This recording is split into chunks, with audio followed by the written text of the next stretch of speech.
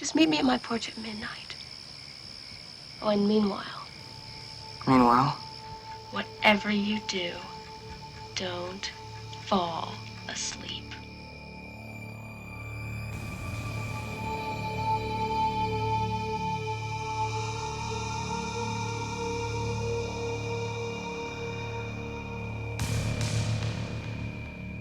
Wait, what happened to Sean? I don't know. I think the nightmare got us.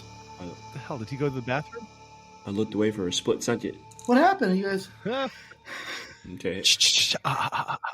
You left. I thought Fred got you.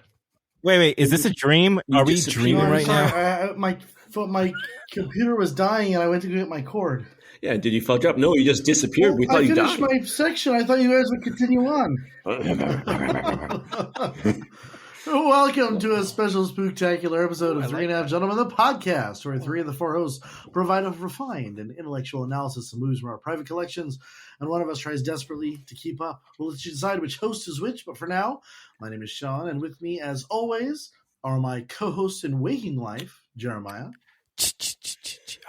Oh, sorry, wrong movie. What up, yo? Eddie. Whatever you do, don't fall asleep, Nancy. And Brandon. Johnny Depp. Oh my God, he's so hot. Like little Johnny Depp. Johnny Depp, he's so cute. Kind of didn't even look like him. Eduardo, go ahead. Well, before we dive into season 4 of our podcast with a new format and many more of our favorite films, we're going to bring you a new release as we finish out the 2022 year. Come January, the host will be diving in a new selection of hand-cultivated films well-suited for our audience. Diving. I like that.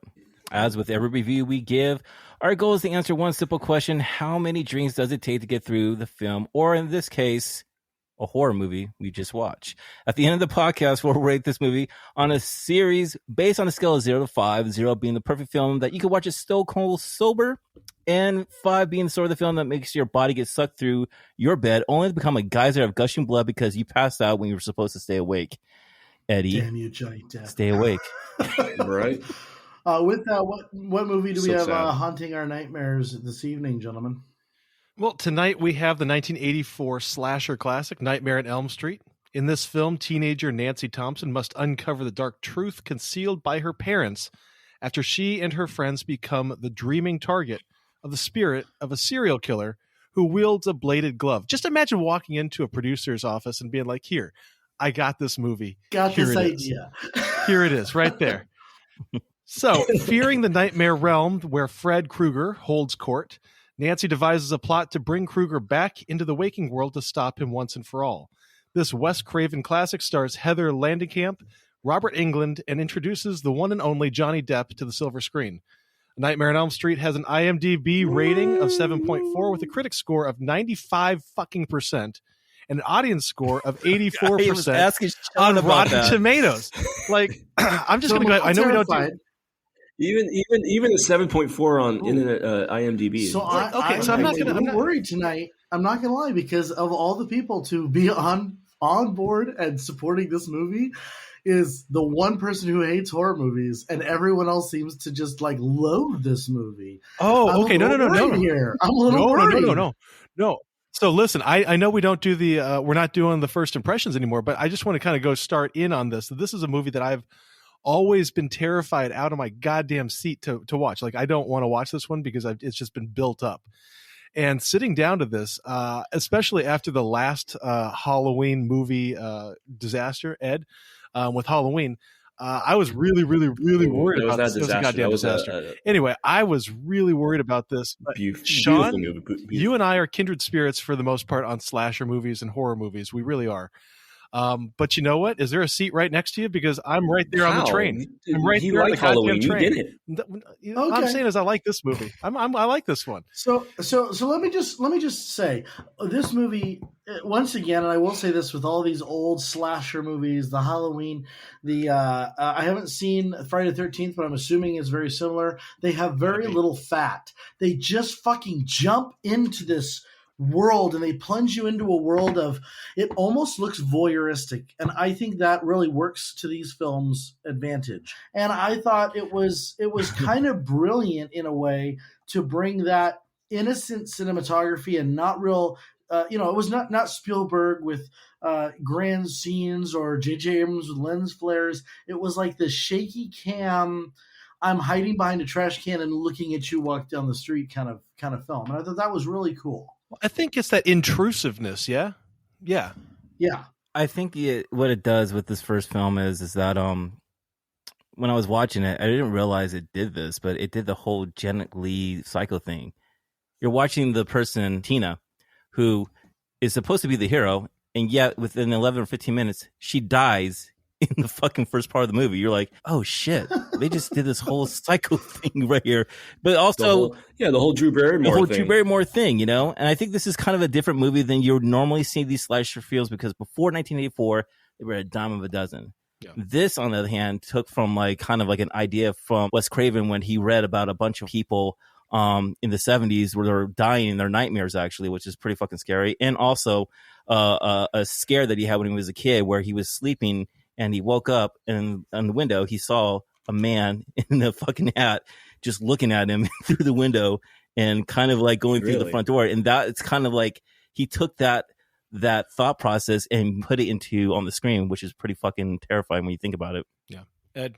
So I kind of was agreeing with Brandon with this is a movie I've never watched. I was always wanting to watch it, but I always thought it had a great presence of fans, and I always heard about Freddy Krueger.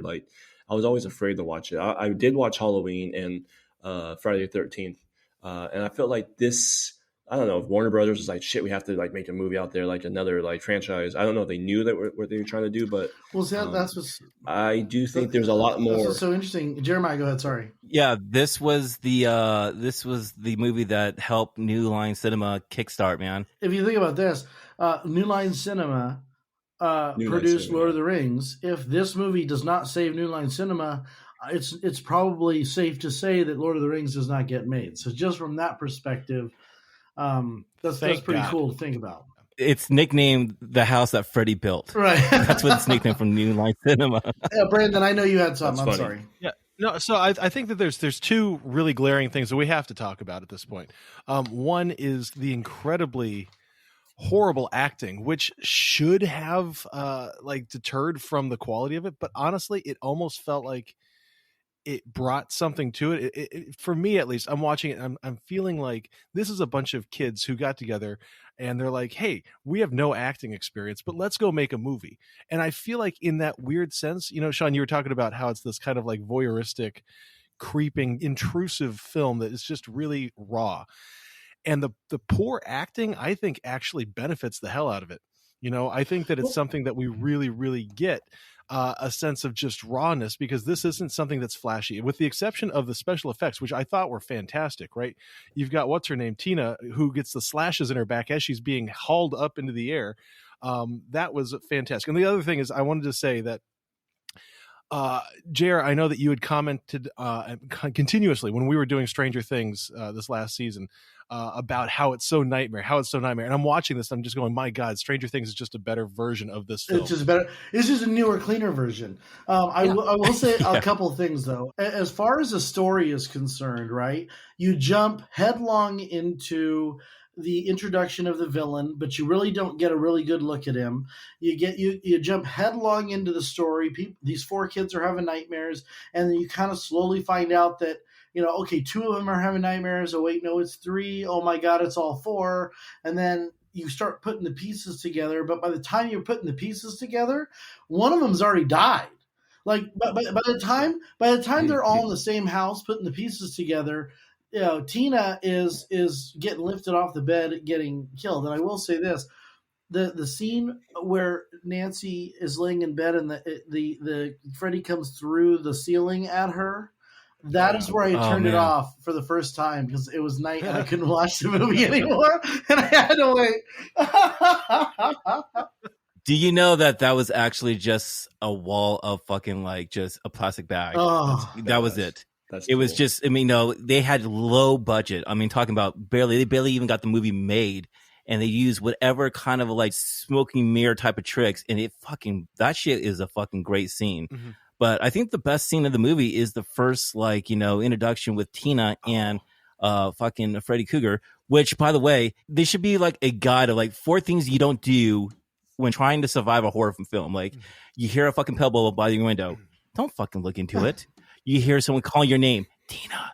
Why would you go outside? How about put some fucking pants on? And then why would you go to the fucking alley? Nancy's pretty fucking cavalier, right? She's just like, I'm going to be in this dream, and everything that she does, I would be running the other way on. But no, I want to see your first scene, Jer, and I want to up you, because to me, the very first scene of the film where he's fashioning his glove, that was true cinema. Like, to me, that was one of the most terrifying things, because you've got the iconic glove.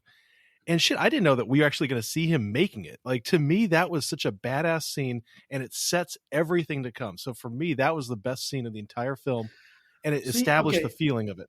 I'm gonna raise you again and put something in the pot. I thought that the scene where they're in, I guess it would be Tina's second dream, and he's coming down the alley at her. And he's fucking just like running. No, not the long arms, but the one where you actually see him. The one he's running and he looks like a maniac. And he runs like it's a mixture of Jack Sparrow and one of those like things outside of a car lot that are like caught by the wind. And I'm like, oh, it's fucking terrifying. That's funny. That is a fucking nightmare right there when you think about it. When someone is in the alley and running to you like a fucking maniac.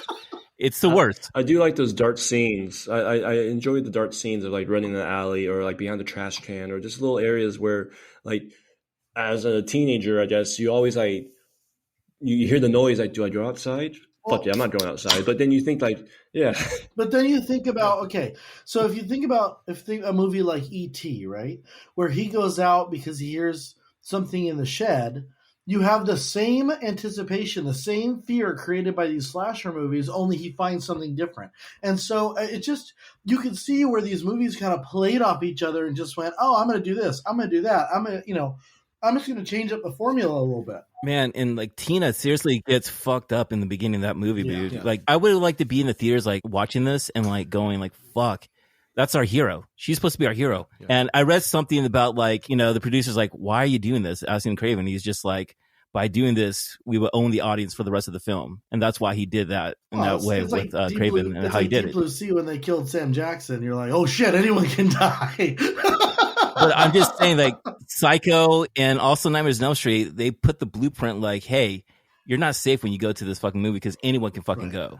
Yeah, I think after that scene, though, it went downhill after Tina died, personally. I didn't like the rest. I mean, there was parts of here and there that was like, okay, like, this is an iconic scene. But I felt like it was, I mean, was anyone really scared? No. You were scared? No, Sean? so once I was laughing at times a lot. I also thought he was a creep a lot of times. Once I got past the original scene where he comes through at Nancy and then Nancy wakes up, once I got through that part, I felt a lot better about the scariness of the film and that it wasn't as terrifying as something like, I felt the same thing with Halloween. Halloween had a couple more jump scares, but once the villain was established, it lost its power.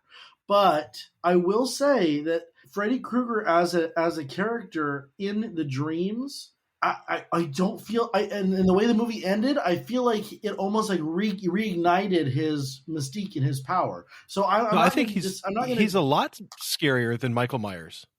Like, I mean, if we're going to compare apples and oranges, he's a scarier dude than Michael Myers. Because here's the thing.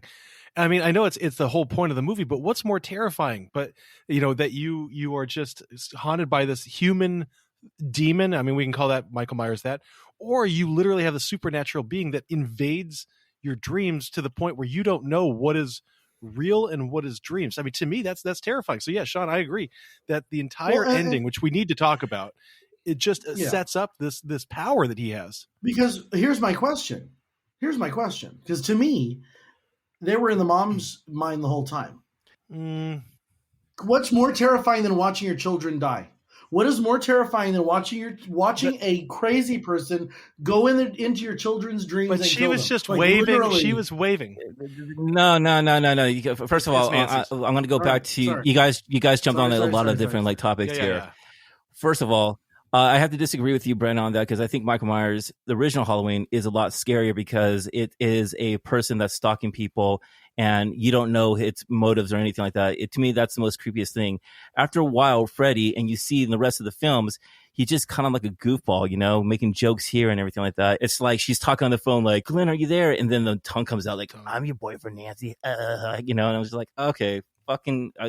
Or in the nothing or in the scary restroom or anything like that. But see, the thing is, she doesn't realize that she's dreaming at that where- point. She thinks that she's awake, but she's dreaming. And I will say, Jeremiah, I'm sorry, but the hand coming out of the tub in between her legs was fucking freaky. I'm sorry, it was scary. I thought that was. I thought that was nasty. so I didn't think that was scary. I pervert thought that type was of shit, dude. That's was terrifying. Still scary. That's It was such a still pervert, dude. terrifying.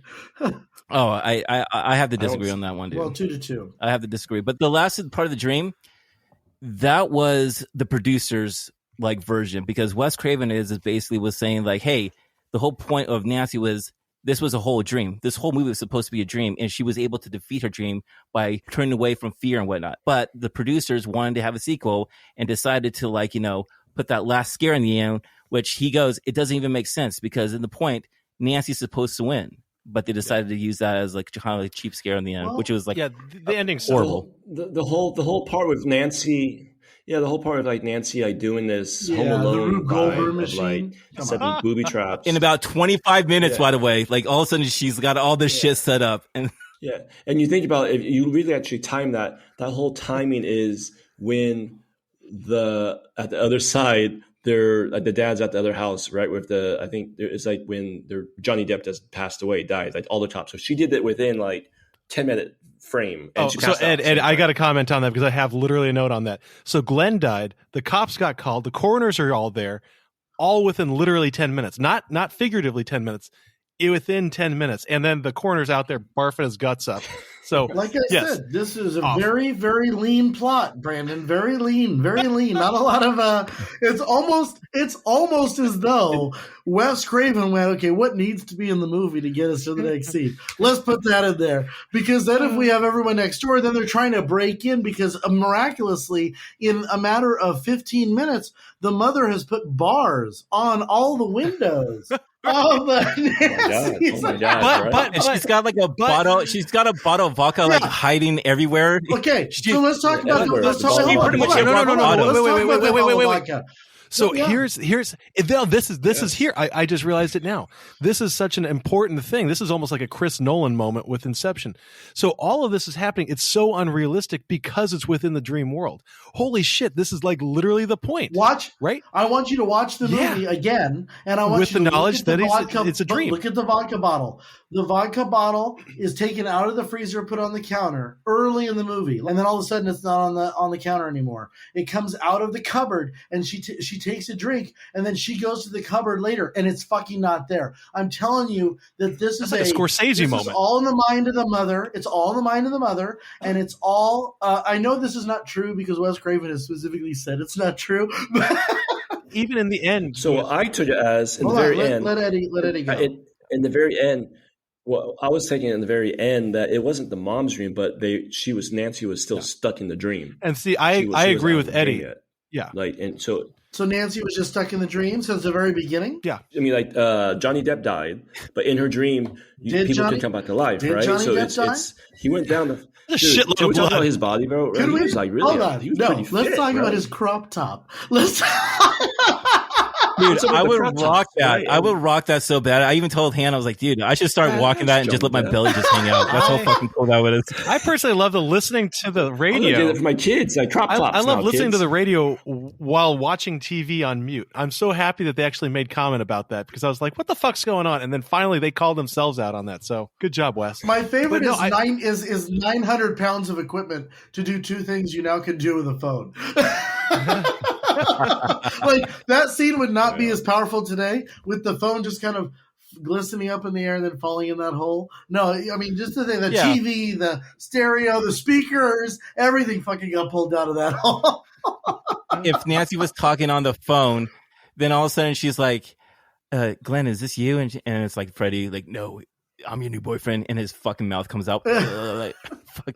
Oh, my iPhone 16. Is he purposely going after the parents, or is he just going after every The kids. kid?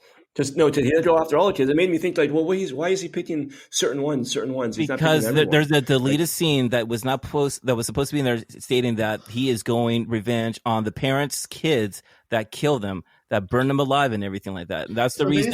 Cool to have. It was awesome to have it. Yeah, Johnny Depp's parents, Tina's parents, Nancy's parents, and Nancy then the parents, other Tina's guy's parents. And the other guy, I'm sorry, he got the shaft because he just got kind of like the most lamest. Like, he didn't even get a Freddy cameo. It was just like a wandering sheet that just kind of got a wandering sheet that decided to strangle him in the middle of the night. Like, I mean, come on. No. So I'm going to go out. I'm going to go out and I'm going to say it is Nancy's dream that Nancy is the one target, and that every single thing that we see in this movie pre Tina dying is a dream. And she's within the whole dream, because ultimately people come back and forth. They die, they come alive in dreams. And basically what happens at the end is that Nancy's still stuck within that dream, and that we see that this is just Freddy playing with her, creating tension or creating fear, which, I mean, Jeremy, maybe you can help kind of, I don't know, clarify, but does he feast off of their fear? Is that why he doesn't just straight up kill them, but he taunts them and he scares them? The more you scare, the more powerful he is. So that makes sense. And that's what Nancy figures out in the end. And let me tell you, this, I love the concept, and for the first time in my life, I'm not going to complain that they didn't go further on that concept. But don't then tell me that his fucking around with the phone and the tongue and the playing with his prey, he's generating the fear. That's what he's doing. So he's literally playing with them. So I don't mind the jokes. I don't mind the, this is God now. Yeah. Oh, I'm gonna get you. Like he's literally feeding himself. Yeah. No, I think, God damn it, this is a much better movie than I thought it was. Oh my gosh. It's fucking amazing. The graphics were horrible with the blood. The blood was amazing. The blood was like at the wrong time. The blood just because people don't have that much blood in their body, Ed. This isn't a biology class. It doesn't score out that way. Jesus. Eddie, how do you know? How do you know how the blood squirts out when your body gets sucked into a vortex through your sheets? How do you know? How do you know, sir? Bro. And then randomly the bed just appears. And why can't you and I just agree on a Halloween movie? It was crazy. It was a mixture of this movie was a mixture of Poltergeist, and it came first. What just happened? I like how he came out from the cellar all burned up, and he's like, "I'm just gonna attack Nancy's mom, and I'm just gonna strangle her on the bed and shit like that, and then I'm gonna evaporate." It's just like, yo, it was a crescendo, Jeremiah, a crescendo of horrors, and nothing makes sense, and it makes sense. What is more terrifying, Jared? Oh my god! Yeah, what is more terrifying than feeling comfortable? And then not be right. It's that sense of let down, release, and then fuck you. So the idea of it is amazing. Why would you have in your house the claw of knives hidden in your fucking? That's true. Hidden in your fucking basement. It's just like you're asking for shit. It's a dream, Jeremiah. It's a dream. She doesn't actually have those anywhere. The mom. This is her dream. Yes, she does. The mom does. I agree, Sean. I think the mom does. Sean, the mom has it. Sean, let me ask you a question real quick. A dream Sean, within a dream. It's like Inception. It is Inception. It's not Inception. So, Sean, let me ask you a question. You're giving it too much. Wait. I want to ask Sean a question. There's too many other cops in the other house that was just like, why is Nancy yelling over there? And she's screaming for help. We shouldn't go over there. Her dad's like, well, where do these bars come from? Oh. Go ahead. Sorry. She's a child of divorce, dude. Gotta get that 80s theme in there. Gotta get that 80s theme. Sean, I'm so confused because didn't we choose this movie because Jeremy was the one that wanted to do this movie? And here he's the one shitting on it. I'm like, I'm living the dream right now. I'm gonna bring it down a little bit. Hold on, I'm gonna bring it down a little bit because I believe that The Thing and this movie came out within 2 or 3 years of each other. Yeah, Thing came out in 1982, actually the same time when E.T. came out, which it didn't do well. Yeah. So, Brandon, have you ever seen The Thing? I have not yet, but I know I need to. Okay, so let me just tell you, The Thing had a similar psychological element that this movie gave you, done wonderfully and over the top. This movie, I will say, it struggled in basing anything in reality, and that's where I think it does have a lot of flaw. I think that's the purpose. But I think that's the purpose. I really do. And I'm not trying to be funny and jokey. I think that the whole point is questioning what is real, and then at the end, the rug is swept out from under us, realizing nothing is real. Nothing has been real. Watching this over, and I love this film when I was growing up, but for some reason it just breaks my heart to say that it just didn't land at the end of the film. And that's basically what I'm also like looking at it regarding to, like, I wish it would have actually just stick to the script, what it was supposed to be, that Nancy won and everything like that, and not with a cheap thrill of a scene where they bring a plastic doll through a fucking door fucking window. I mean, it was just fucking bad when I saw that. So let me ask you this, Jeremiah. Other than the last, let's say, 30 seconds, which I would agree sent you into a little bit of a tailspin, can we at least agree that the movie in itself was revolutionary? It had things that were just unseen and unheard of, and I'm not sure they've been captured since. I honestly don't think they have been captured since. I agree with you 100% because this is a pop culture film, okay? Freddy Krueger is a horror icon of the genre, you know what I'm saying? Like, they try to do so many movies after this, and he changed the slasher genre in so many ways because everyone was just like, oh, you're just hiding, you're gonna stab me. This person was fucking with your head where you couldn't escape. It fucking broke down the walls on that. And I have to agree, dude, Freddy Krueger is a fucking is an icon when you think about it in the horror genre. Let me say one more thing here. Back to the Future is a movie we're gonna do. Watching the DeLorean today lift off from the ground and go into time is not the greatest CG in the world, but there is nothing like watching that fucking DeLorean go into time. There is nothing like watching Freddy Krueger scrape his claws against a fence and watch. Yeah. I'm telling you right now, it's like a bunch of people who loved filmmaking got together and said, we're going to make a really fucking cool film. We have $4 to do it. I don't care how the effect gets done. Let's just get it done. And that to me it's got to lie somewhere in the heart of every person who loves cinema.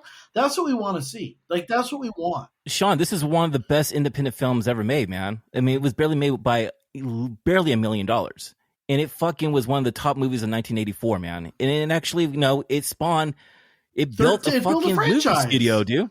You know, it built everything, man. It was so big, you know. And seriously, when you think of Freddy Krueger, everybody in the world knows who Freddy Krueger is. I mean, it's no Leprechaun. Our kids want to know Freddy Krueger in space, but I will say that no Jason X in space. God, in the 2000s, everyone went to space. So, the idea, like, everything was perfect. Like, I almost wish, for me personally, I didn't watch the movie. Because I was like, the idea of Freddy Krueger, the night, like, he can get you into your nightmares. I think I built him up so good, and I never watched it, and I compare it to all these other scary movies in my life. I'm thinking in my head, he's not scary for me personally. I liked personally, like, the idea of his face was cool, and it's fucking scary. I just didn't like I didn't like besides that main death with Tina. I didn't like all of the deaths. I mean, when they ripped his face off. And then it was just like that weird, like, other face, like that skeleton face. Yeah. I mean, that was I don't mean to keep bringing it up, but no, scary? It was fucking cool. It was so unique and different. Does it hold value today? It's like the first of the first. I'm sorry, but Indiana Jones has melting faces, and nobody complains about that. You gotta just take it. I fucking think that's amazing. I love Indiana Jones. I love the melting face. Here's the thing. Here's the thing. I like the heart coming out. The heart coming out. That was badass. Eddie, that's Rollium Mycelium. Yeah, Jeremiah used to do that to me when I was 5, just as hard as he can in my heart, and just say it to me. Yeah, I was scared shitless. I hated it. He always did. To the brothers, we need to talk about this. We need to say this, okay? And I'm not trying to defend this movie at all, but what I am saying, and I think Sean's kind of said it too, is one of the main criteria we set out for on 3.5 Gentlemen is to say we're gonna vote on films and we're gonna rank films based off of their relevance and their importance in shaping cinema as the way it's been shaped. And I gotta be honest, I know this we're not doing the voting yet, but Jesus Christ, this movie established everything in the genre. Everything in the genre. Now, I mean, granted, no, was it the first slasher film? It doesn't hold up. But it's not even doesn't hold up. Did it create? Right? Did it create? We talked about it in the past. Like, you know what? It doesn't age well. We've said it before. But at the same time, did it inspire what has come after it? And I think the answer for this one is an absolute. It did. It definitely did. But I think what we're looking here, guys, is that I don't think maybe Sean's seen it maybe twice, maybe 3 times. Brandon, this is your first time seeing it. No, this is my first time. This is your first time seeing it? Okay, so you're seeing it in fresh eyes, and it's just like, wow, you know, we've seen this since we were like fucking 10 years old and shit like that, and young and shit. We're looking at a different point of view while you're like, holy shit, what the fuck is this? I can't believe, you know, this is like, you know, breaking down. I'm looking at this like, oh man, this kind of like was a letdown, you know, because it's not what I thought and not what I have in my mind, you know, because like when I watch the thing still fucking holds up for me. You know what I'm saying? Shiny holds up. I understand that this movie does not hold up to advanced scrutiny, but what this movie does, beyond a reasonable doubt, is it has set a flame to an industry that otherwise has done better and better things based on this movie. Yeah. If you look at Lord of the Rings, nobody has really done Lord of the Rings better than Lord of the Rings. I would argue that nobody has done sci-fi better than Star Wars. Nobody has done, you know, a couple here and there, but by and large, no. You know, there are certain landmark films. Without this film, you don't get anything else. You don't get, I mean, you get Halloween, you get this, and then, you know, you're building a whole genre of movie, which leads to Scream, which leads to Annabelle, which leads to all these other films in the future that could never have been possible without this. And for me, that it's hard to discount the movie just because it doesn't, quote unquote, hold up. You missed another really big one, Sean, and that is you don't get bank robbery movies unless you have Point Break. And Bandit. Very true. This fucking guy. Bandits is a great goddamn movie. That just goes with a lot of movies. The original movies, the good ones, they establish. Eddie, I wouldn't agree with that. What are you asking? There's good ones. Before this movie. So Dracula and Frankenstein didn't establish anything. Before this movie, that was horror. Was monsters. Was not psychological. It wasn't about, with the exception of Psycho. You're right. Mind. Yeah, it was about. Yeah, it was about the creature, and it was about the special effects. If you look at all those old movies, Them, Invasion of the Body Snatchers, you know, if you're getting into the original Hammer horror, 100 Dracula movies, all the original Universal classic monsters, the whole universe is built around the occult and the creation of these creatures. This is something that is just taken all of that and kind of put it on its head. It's just a completely different, fresh idea. This is how I look at it. You know, to me, it was late in the game when they actually did the slasher films and everything like that, you know, and what it did actually, and I do admit that they actually put it into a different element and did something differently, and they actually kind of did its own path, you know, and that's what they did here with Nightmares on Elm Street. Does it age well? Maybe not, but it did pave the way for so many fucking horror films down the road that in a lot of ways you do have to give it respect. You know, it has its pros and it has its cons. It's just like every other horror movie that you're going to watch moving forward and shit like that. You cannot blame the technology and the special effects and the budget for, I think, the failures. I think that what they did with what they had was magical. It was so freaking good. There was not one scene in this movie where I was like, oh, okay, that's fucking terrible. Like there was not one scene that was terrible. Even the extending arms, I thought, oh my not God, terrible. Yeah. Yeah, because it's screw sleep. Now with the mom coming out the fucking window and the body just. But like we have to remember, Ed, that this is established within a dream sequence. This is a dream, dude. No.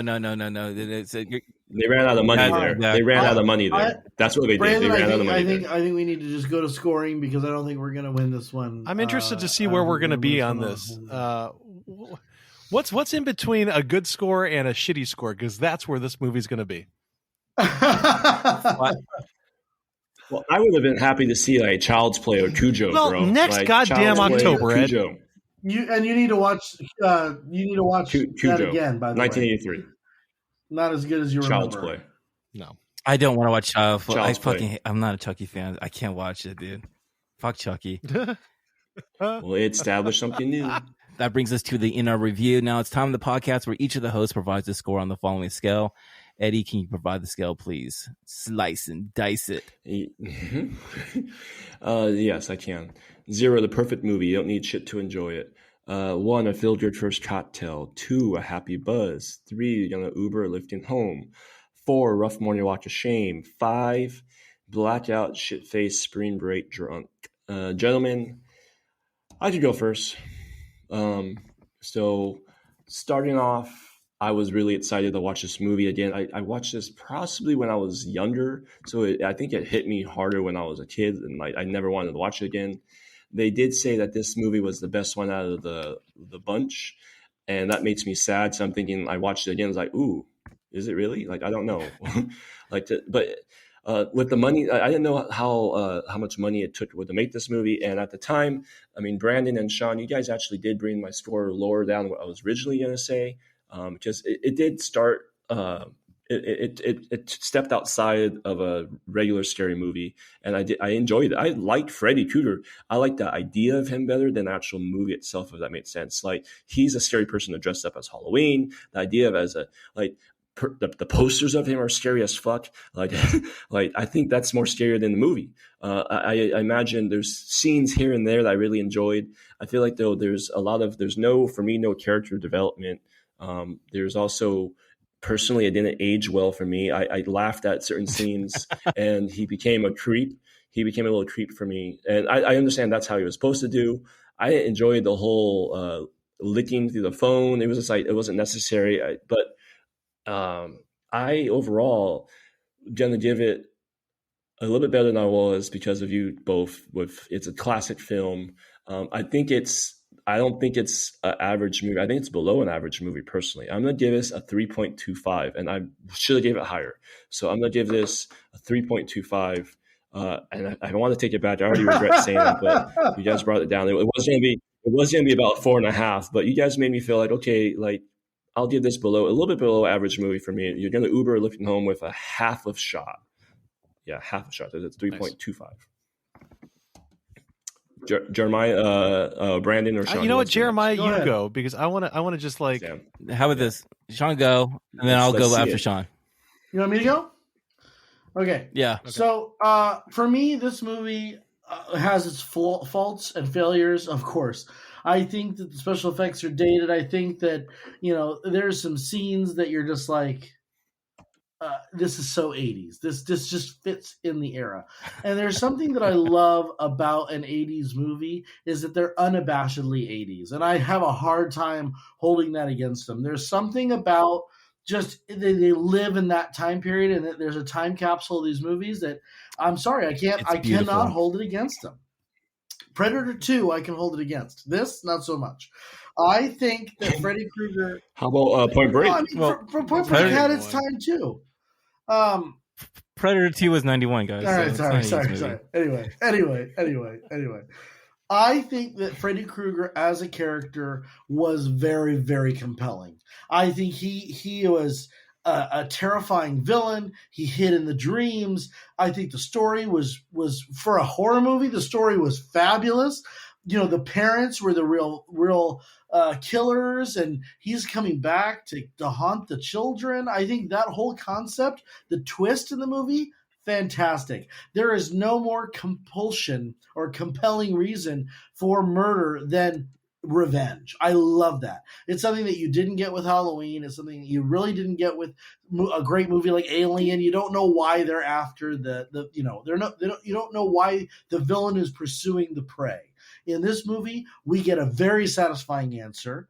We also get the fucked up Inception, Dream Within a Dream. This movie is a 2. I'm sorry. This movie is above average. It is. Oh my goodness! I'm telling you right I get now, that with Halloween. it is above average. If you want a Halloween enjoyable movie, this movie is a 2. And I hope to God Brandon rates it higher than I do, because I really think that this movie deserves a good place on our list. It is a good fucking movie. I have my score and I'm not changing it, so this is not affecting anything. So yeah, Sean. Good job. Jared, whatever you got. All right. I got mine. So, I'll give the pros and cons of this film and everything like that. I think it's the birth of a horror icon as Freddy Krueger. I think he changed the way how we see slasher films, and it's pop culture that stays from the 1980s, and it's going to stay with us for years to come. And you got to give praise to Robert Englund, because Robert Englund, his portrayal as Freddy Krueger, he is like the most underrated horror, performance that you guys don't even talk about. Like, everyone talks about like Frankenstein and Dracula. He's a fucking like legend when it comes to it, man. But it's fucking amazing what he was able to do with this film, man. But however, it kind of breaks my heart just to say this, because I don't think the movie aged well for me, and that's because I wasn't scared at it, It was just like, I wasn't excited for it most of the time, And then there was a few jump scares and whatnot. It was great, but let's put it this way. Aliens is great for me because you don't see the monster. And I feel like Halloween is the essence of evil, because you don't know what the reason why he's killing, because evil is evil. And you do have a backstory about this, but it just doesn't hold well for me the way I thought it was going to do. And it really breaks my heart. I think for Wes Craven, I think his best movie is Scream. I think this was a great starting point. If you don't have this movie, you don't have Scream, and you don't have maybe about 50 other fucking horror movies that I love, because of this movie. So you guys talked my score way down, because I was going to give this a fucking 4 point something, because I just didn't like it. But I think it's just an average film, man. I think this is a 3 drink for me, because I expected more, and I kind of I got out of this as a fucking kind of a comic type of a horror film. That's it, man. I was not scared of it. So Brandon. yeah, so I'm gonna go into this one decently, because I originally was so focused on just the poor acting, and I could say maybe it's bad writing, dialogue wise, but the poor acting. A line that we haven't even talked about yet, but we need to talk about, is when Rod, for whatever reason, screams out, "Up yours with a twirling lawnmower." I mean, what the fuck's going on with that? But what I found here, and I want to say, I think we all kind of did this. Right, it's the 80s. Right, we got the electronica beat, the synthetic drums. I mean, so anyway, so here's the thing. I think what's interesting is that we've all talked our scores down, because mine was going to be hovering in the high mid 2s or so. But what I kind of either had this revelation, and I'm over evaluating, over analyzing, which I might be doing. But here's what has changed my opinion of this film. Is that not only is this a fucking terrifying concept, to me, there is nothing more terrifying than something tracking you down in your dreams, because you have to sleep. You have to sleep. There's no way to survive without sleeping, which means that you are putting yourself in a vulnerable position where you can't defend yourself. I don't give a shit what kind of stalking human being is around. If I can't fall asleep because somebody's going to murder me, that's fucked up. That's terror right there. So we got that. But here's the thing. When we look at, maybe, is it a well-produced film? Probably not. Did it age well? No. But if we look at it from our today's standards, this is the most influential horror film that I've ever seen. Now, I'm not a horror film aficionado. Absolutely not. But what I noticed in going through and talking about this with you guys is that Wes Craven pulled a Martin Scorsese in Shutter Island on us, right? Is that he established everything, right? He established everything. He hid it in plain sight. The ending pissed me off. Like, literally, I have about 12 lines of notes basically saying, what the fuck is going on with the ending? The mom disappears. The mom's smiling. She's waving away. All of a sudden, you got the car driving away, right? That ups the score. No, fuck that, because here's the thing. She was always in the dream. This movie is brilliant on a narrative level. This movie is fucking Bad fantastic parenting. on a narrative level. It's And the I swear to 80s. God, Dad was always in I the didn't dream. think this was going to happen. I didn't think this was going to happen. This is a goddamn 1.5 film. This is what Oh my God. this is what films need to be doing, and that is establishing something brand new and changing the face of a genre and changing the face of film. It's the Yes, spirit exactly. of filmmaking. It's the fucking spirit of filmmaking. Thank you, Brandon. For Oh my doing God! what I Where was cannot. the spirit of filmmaking on Halloween? Come on! No, it was I'm stuck with I'm a blown fucking- away. What were you? A 1.75? A 1.5, and I've 1.75? got our score right here, What did bitch. you say? So Eddie, when you combine the scores, You have very What bad do you taste in mean? Halloween movies, Brandon. That's My all- score didn't change, so It's very yeah. fucking bad. when you Dude, combine the scores, no, all of a sudden Nancy's like, I'm gonna fight back and do a Home I'm Alone. gonna Dream. take his. I'm It gonna makes take his sense. hat from him. It doesn't make sense in the real world. I'm It gonna doesn't put make sense him in the real through. world, but it makes sense in the dream world, and that's the brilliance of this film. The movie when makes you no combine fucking the Hey, sense. that's scores the vibe. divide by Makes no 4, fucking what does sense. Nightmare on Elm Street get a rating of, Eddie? Give it real, Ed. Way too fucking low. Way too fucking low. It gives us a 2.4. Which is just a Fuck whisker yes, it above does. average. It's just a whisker. A whisker. 2.4375. And Jeremiah, Fucking only best part about this movie is Johnny Depp. Goddamn Johnny the Depp. birth of Johnny Depp. That's all it was. I would have given this movie a 2 just to see Johnny Depp in a crop top. I'm not gonna lie. If we can tag Johnny Depp on this, that's the only reason why Jeremiah, I'm where does okay that with a put us little on bit the of list this. of movies that we've reviewed? It actually ties for the 30 spot with Quiet Place 2. Oh, no, it's so much better. It's so much better than Quiet Place 2. Where's Halloween? Where is Halloween No, on it's that not. list? Jared, Oh, no. where is Halloween on the list?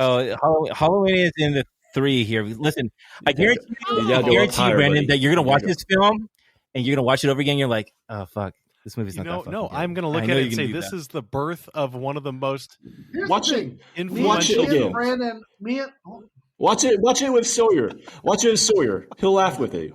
all right, if you're a fan of our review, you enjoyed our podcast, we ask that you please subscribe wherever you're listening and give us a 5-star review on iTunes. You can do so. You can also find us on Instagram at the.gentlemanpodcast. The dot means a lot. You can visit our website, thegentlemanpodcast.com. We're afraid I have been a little delinquent in updating, but I will get on that. Or if you want, you can reach out to us by email at hosts with an S and tell us how wrong Eddie is. HOSTS at Absolutely. Or Yeah, Brandon. absolutely. Or Brandon. Hey. Sean. Time out. Listeners, how about this? How about you actually, let us know Yes, what your favorite please. scary movie is, Please. and we'll review it. What's You your know favorite it? scary movie? What's your favorite scary movie? Let us know, and we'll review next it. Week is We one may of not my like favorite. Next week is one of my favorite scary movies of all time, Jeremiah. What do we have coming up? Rising from the Table. I'm going it. to use Well, that twice. it's alive. It's It's alive. alive. It's alive. Oh, we're gonna do a Halloween special because we're gonna do one of the most universal monster icons of Halloween, and we're gonna do a Frankenstein movie. Or is it It's Frankenstein? Frankenstein. No, it's Frankenstein. I wish we were doing the other one. Sorry, you must. He froze. Did he freeze or was it just me? You did this, Frank. Sorry. Clink, clink. Anyway, so thank you for listening, and cheers, gentlemen. We'll see you. Cheers. Bye. Cheers, guys. I fucking hate you. Brandon. By the way, that was a great episode. You know what's so It's a more funny is that enjoyable that was such a flip I've ever seen in my life. That was us like 2 years ago with Halloween, and now it's fucking Nightmare on Elm Street with you guys. I can't wait for Friday the 13th. Right? It's gonna be I hope Armageddon. we all hate it. That's all I'm saying. I hope we all just go there and we're like, fuck this thing. I want to go Friday the 13th part 2. Just part 1 I don't like.